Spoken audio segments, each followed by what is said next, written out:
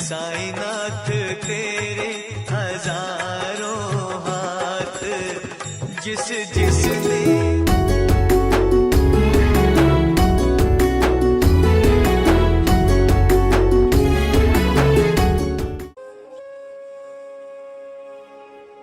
భగవంతుడే యజమాని.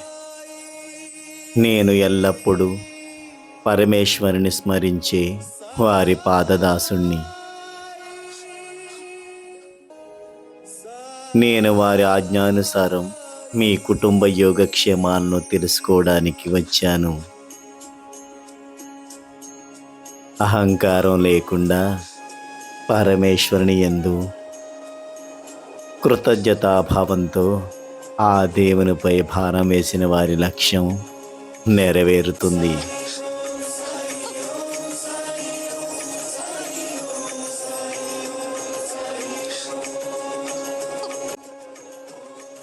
బాబా చెప్పిన ఈ వాక్యాలను బట్టి, బాబాయే ఆ భగవంతుడు కాబట్టి మన కుటుంబ సభ్యుల యోగక్షేమాలు తెలుసుకోవడానికి ఈ భూమి మీదకి వచ్చానని తెలియజేస్తున్నారు. కాబట్టి మనం కూడా ఎటువంటి అహంకారం లేకుండా ఆ భగవంతుని పైన కృతజ్ఞతాభావంతో భారం వేస్తే భగవంతుని పాదాల చెంతకు చేరగలుగుతాం.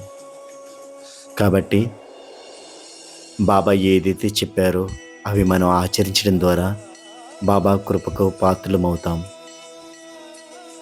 ఈరోజు బాబా చెప్పిన ఈ వాక్యాలు మనందరికీ శిరోధార్యం. సాయినాథ్ మహారాజ్ की जय.